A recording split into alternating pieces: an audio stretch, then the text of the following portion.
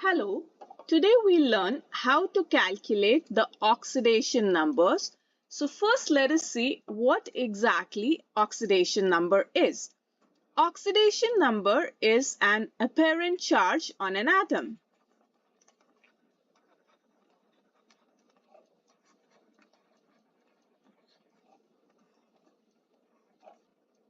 So it is a hypothetical charge which changes from an atom from one substance to another substance. So I'm going to take an example where one same element will have three different oxidation numbers just because it will be as a part of three different substances.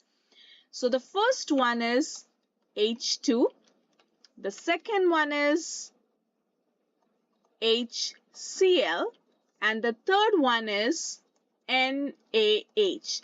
Now you can see in all these three, hydrogen is involved, and in all of them, the oxidation state of hydrogen is going to be different. In the first one, H2, because hydrogen is bonded to itself, the two atoms, they do not have any difference in electronegativity. So the oxidation number of hydrogen over here is just 0.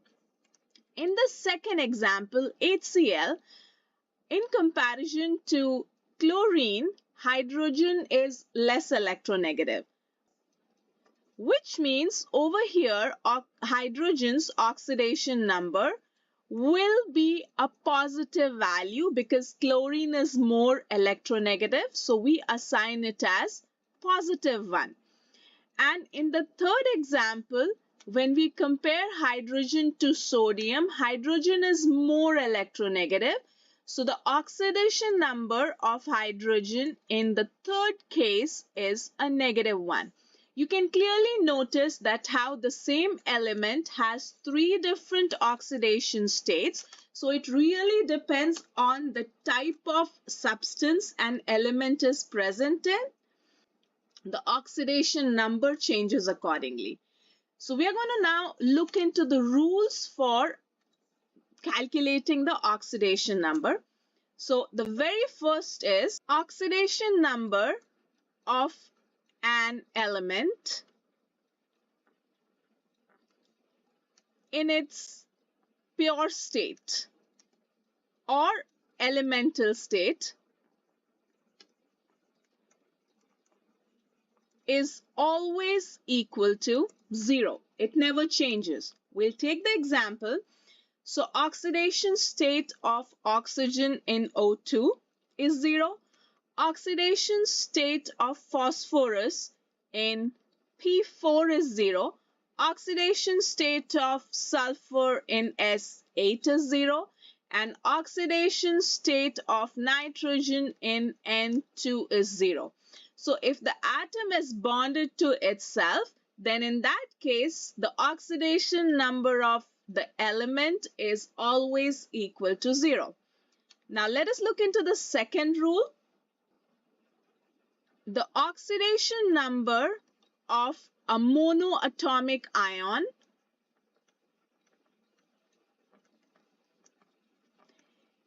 is always equal to its charge.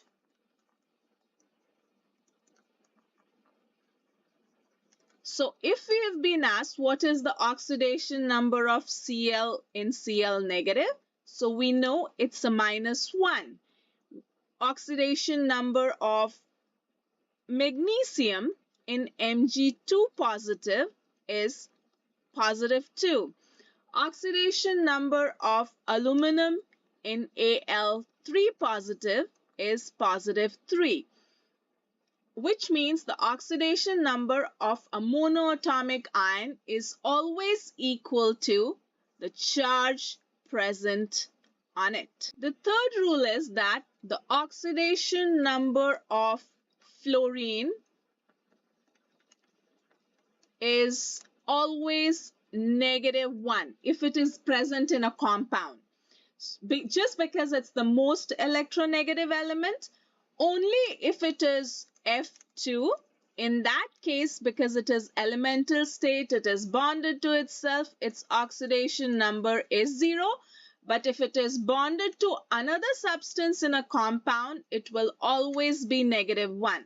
So if it is in NaF, the oxidation state of fluorine is -1.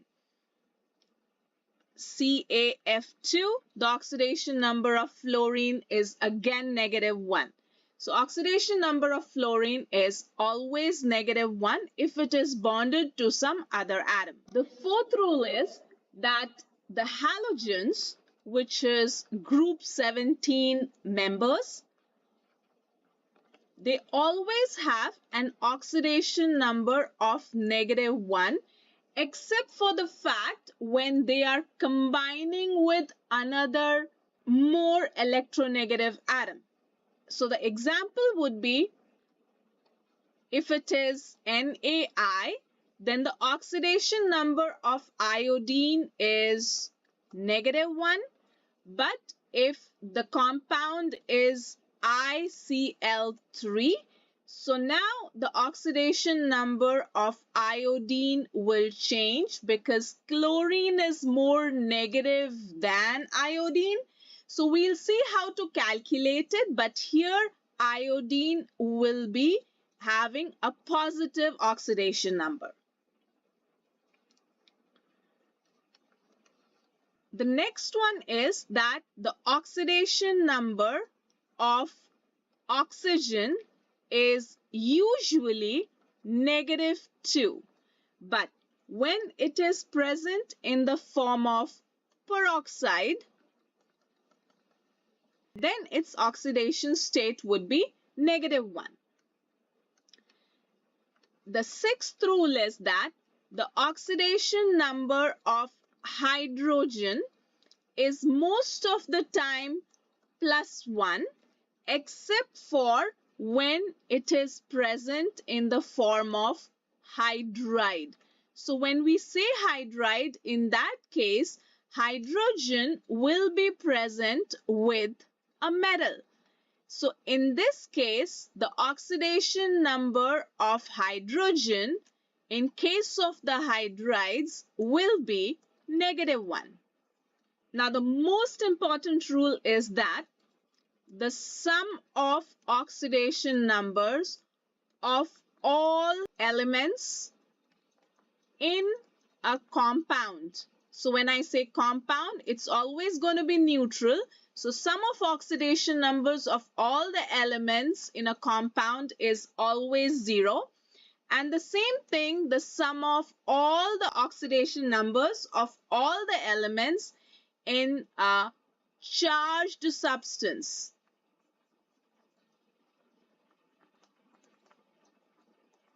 is equal to the total charge present on it.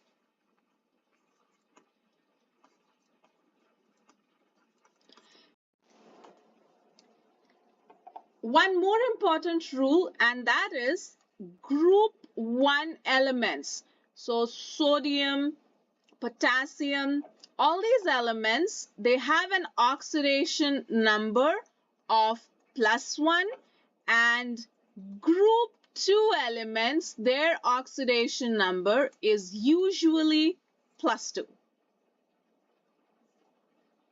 Now, let us use these rules to figure out the oxidation numbers.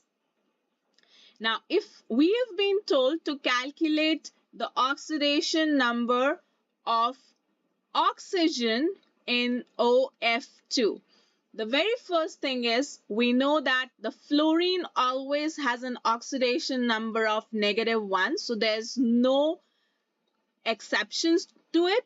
So we'll put the oxidation number of fluorine as -1 just because there are 2 atoms, so multiplied by a 2, and plus oxidation number of oxygen we don't know, so we are going to put it as X. And just because it's a neutral compound, so we'll put the sum of all the oxidation numbers of all the elements as 0. And now try to solve for X. So X minus 2 is equal to 0 and X is equal to +2. So the oxidation number of oxygen in OF2 is a positive 2. Let us see another example. This is a sulfate ion. Now, because out of the two elements, oxygen is more negative, so oxygen's oxidation state would be -2 multiplied by 4 just because there are 4 atoms, plus sulfur we don't know, we are trying to calculate it, so we are taking it as X, and sum of all these oxidation state would be equal to -2 because that's the charge present on sulfate. So we have X minus 8 is equal to -2, X is equal to -2 plus 8, and X is equal to +6. So the oxidation number of sulfur in sulfate ion is 6 positive. Let us take another example. Let us calculate the oxidation number of each of the atoms in K2Cr2O7, which is potassium dichromate. Now, when we have 3 elements present in an atom, in that case, the most negative and the most positive one, it comes from the rules. So potassium, because it is in group 1, it has an oxidation state of +1 multiplied by 2, because 2 atoms, plus chromium, we don't know its oxidation number, we are trying to calculate, and just because there are 2 atoms multiplied by 2, oxygen's oxidation state is -2, 7 atoms multiplied by 7, and there's no charge present on potassium dichromate, so the sum of all the oxidation numbers will be equal to 0. So this gets to 2 plus 2x minus 14 is equal to 0. 2x minus 12 is equal to 0. 2x is equal to 12 and x is equal to +6. So here the oxidation number of chromium is +6. Now let us try to calculate the oxidation numbers of the elements in ICl3. Now because over here chlorine is more electronegative, so the oxidation state of chlorine is -1 multiplied by 3. Iodine we are trying to calculate. We always calculate for the more positive one. So we are calculating it, we're writing it as X, and the sum of all the oxidation numbers will be equal to 0. So X minus 3 is equal to 0 and X is equal to +3. And as calculated, the oxidation number of iodine is +3. You can clearly relate because here I told you that the oxidation number of iodine will be positive and when it is with a more electronegative element, and so we have got it as +3, which is good. I hope you understood and enjoyed the video. See you in the next one. Bye-bye.